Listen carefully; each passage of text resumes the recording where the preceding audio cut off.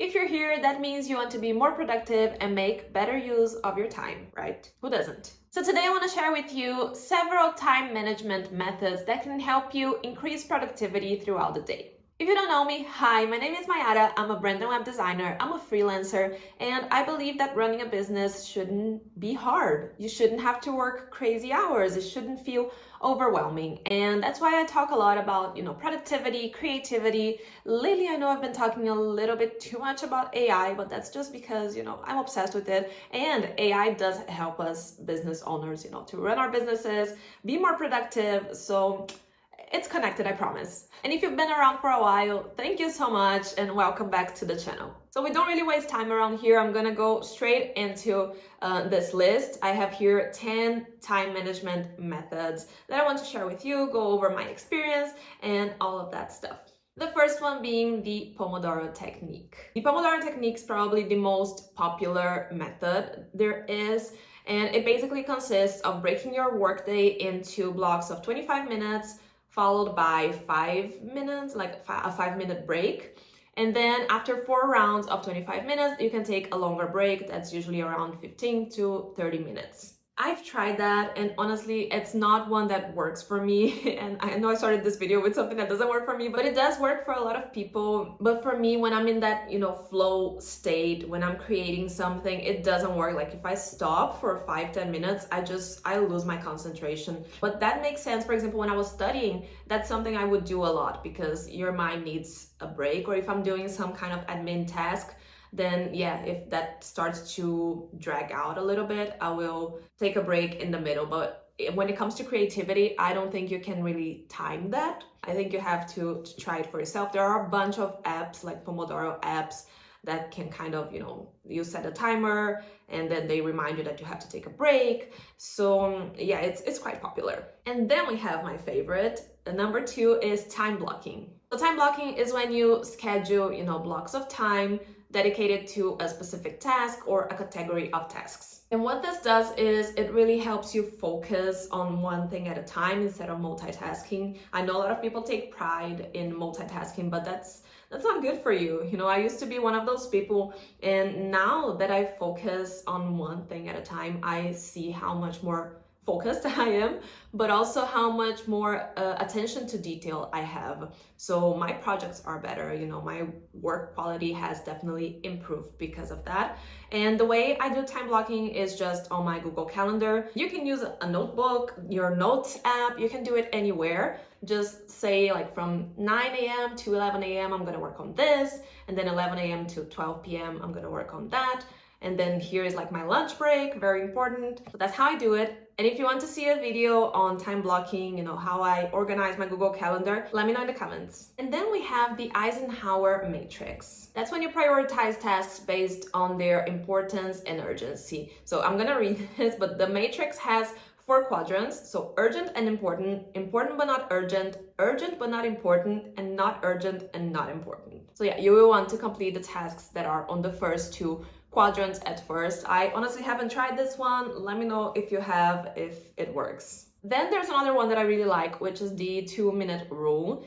And basically, if a task takes 2 minutes or less, just do it. Don't add it to your to-do list, to your calendar, to your apps. Just go and do it. These small tasks tend to pile up and make everything seem so overwhelming, when in reality, like if you take 10-15 minutes at some point in your day to do them, that's it, you're done. I am so guilty of that because sometimes I just don't want to forget stuff, so I'm just going to add it to my Google tasks, and then it looks like I have such a full day, but when I start to do it, it's just like I could have done it in 5 minutes. I could have done it in the moment that I thought of it.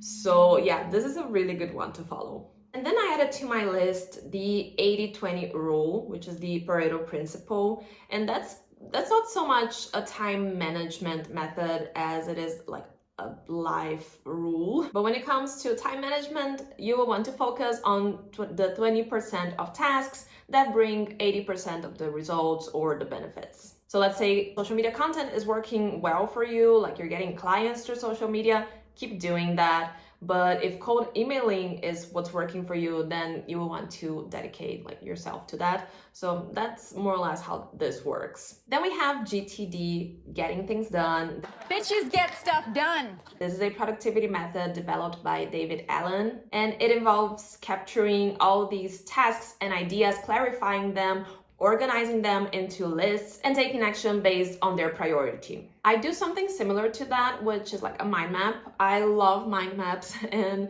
I do it for a lot of things in my life, not just work. You take that, big task or a keyword or something, and you start to break it down. And another way you can do that I have been using quite a lot is ChatGPT. ChatGPT can break down tasks for you.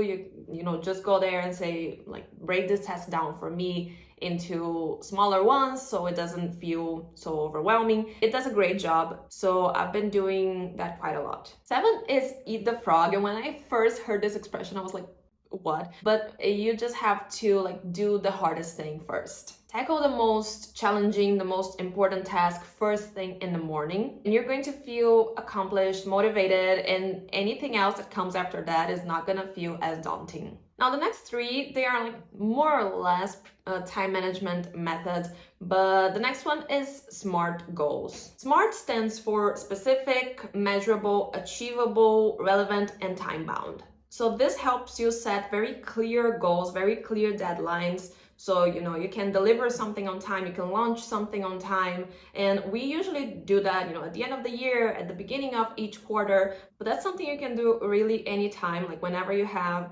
a big task ahead of you. And number 9 is delegate or outsource if you have tasks that don't necessarily need to be completed by you. And let's face it, there are a bunch of things in our days that we could be delegating. Free up your time for more important focus, like specialized tasks. Just focus on what you do best. Number 10 is not really a time management method, but it definitely impacts your productivity. Take regular breaks, prioritize self-care, take care of yourself. Burnout is a very, very real thing. I have experienced it and now I know better. I take breaks, and especially if you are a business owner, a freelancer, you work from home, you can definitely take like 30 minutes after lunch to go for a walk around your neighborhood, even 1 hour, 2 hours. I prefer to work less hours during the week and then work one morning the weekend, or one afternoon in the weekend, then working like 10 hours from Monday to Friday, and then just having those 2 days to kind of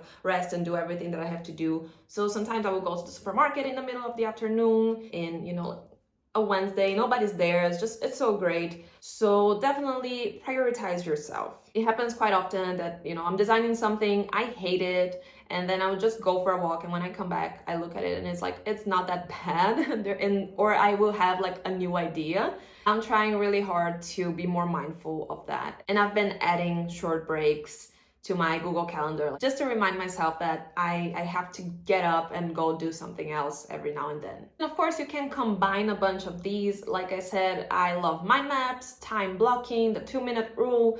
Combine everything, just experiment, see what works best for you and for your workflow. Remember to work smarter, not harder. So cliche, but so true. Thank you so much for watching this video. I really hope that these tips will, help you in your daily life. If you want to keep the conversation going, you can leave a comment or you can reach out to me on Instagram, and I will see you next week.